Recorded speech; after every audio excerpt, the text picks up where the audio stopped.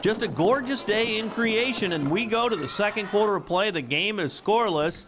Sycamore relying heavily on Peyton Wigman, who grinds out good yardage down to the 7. And a few plays later, it is the Spartans finishing the deal with Wigman going right down Broadway, and it's 7-0 Spartans, thinking upset early. But back come the Sterling Golden Warriors quickly. Trey Morris on the keeper, 23 yards untouched. The point after is blocked, so Sterling still trails 7-6. Later on at midfield, it is Sterling's Alec Duran coming up with the pick and the nice return to the 28-yard line. And then the Warriors go to work on offense as well. Trey Morris hitting Duran all the way down to the 10-yard line. And a couple of plays later, it's Morris sneaking in for the touchdown. And the Golden Warriors lead 13-7 with 1:14 to go in the half. And they get the ball back at the chance for more. As time expires in the first half, Tony Diaz boots a 40-yard field goal, just clears the bar, and it's 16-7 Sterling at the intermission. Third quarter of play. Sycamore again goes to the ground as Ty Sullivan tucks it in, puts his head down, and picks up a key 3rd and long conversion. Then Sullivan converts again. This time he keeps it down to the 6-yard line. And then on the play action pass, it is Sullivan to Donovan Smith from short yardage. That is a touchdown. The kick is good, and Sterling's lead is cut to 16-14. Later on, Sterling bouncing back. Nyrell Sullivan on the jet sweep, and he can run 69 yards along the sideline for the touchdown, but no point after. So Sycamore is still within a possession, down 22-14. We go to the fourth quarter of play. Sterling trying to set up a clinching score. Nyrell Sullivan goes back to his days on the homecoming dance floor with some wonderful moves and takes it deep into Sycamore territory. But Sycamore's Abraham Lesniewski comes up big with his second pick of the day at the 14-yard line as they put a stop to that drive. And then we go deep into the game on 4th and 9 in that fourth quarter. A huge play to keep the drive alive as it is Sullivan connecting with Luke Ryan to midfield to the 40-yard line, and the clock is ticking. Later, Sullivan again, this time hitting Smith. The ball's down to the 26-yard line with 45 seconds to go in the game. And Sullivan hits Smith again, and the ball is down to the 4-yard line. Can the Spartans pull this thing off? And it is Sycamore going back to the ground attack again as Wigman goes up the middle, bounces in for the touchdown, but there is the matter of scoring a 2-point conversion to tie this game with 41 seconds to go, and they get it done as Sullivan somehow breaks the plane, and that is a 2-point conversion, sending the game to overtime tied at 22. And in that extra period, it is the Spartans getting the ball first, and on 3rd down from the 4, off tackle, it's Wigman again, shakes a tackle, and he's in there.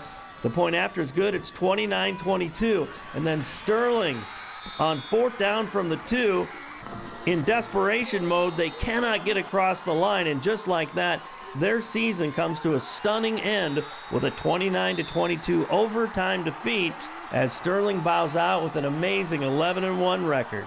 They made enough plays today, and credit to them. You know, a couple things didn't go our way today, but you know, in the end, that's a really good football team. We got a lot to be proud of. So proud of our kids. Our community support's been fantastic. So just not enough today. You got that stop early in the third at the other end too, and it seemed like momentum did swing your way too. Yeah, you know, I mean, yeah, we were up for the majority, and we just got to get a couple stops there at the end. They had a couple.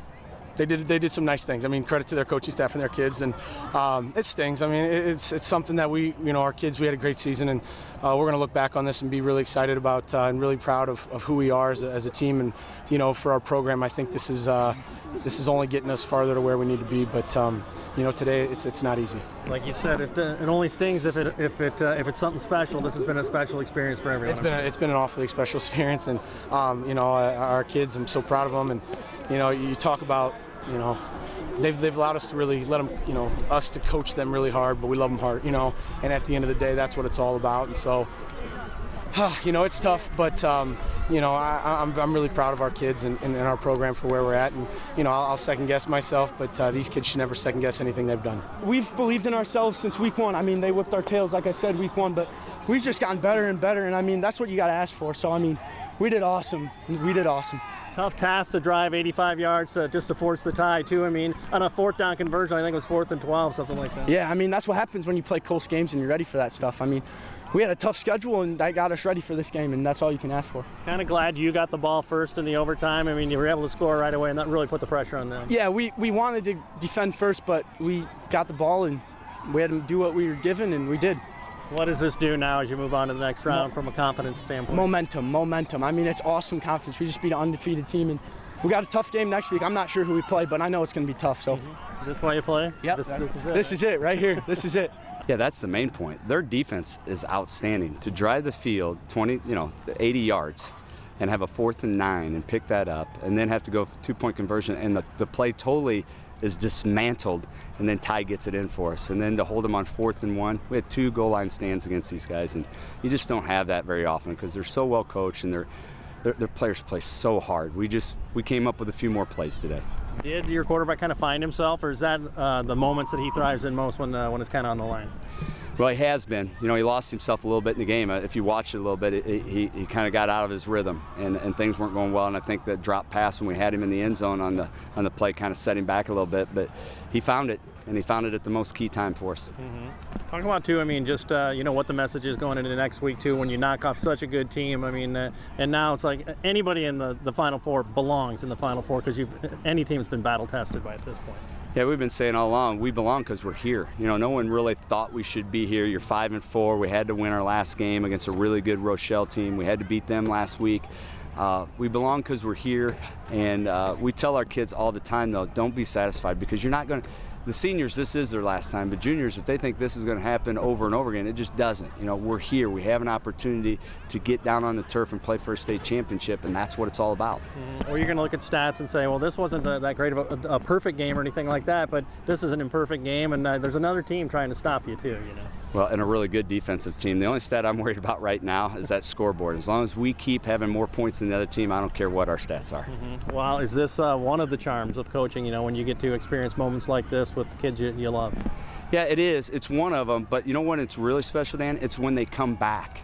And you see these kids 10 years from now, and they're recalling every play, and you've had 10 other seasons. You're going, yeah, you're right. You were a stud during that time or whatever. But it's just those memories that these kids have built playing in these type of games, and that's what's huge. This is awesome. Don't get me wrong. I'm so happy for our kids, and in the moment, it is huge. But for a lifetime, it's even bigger.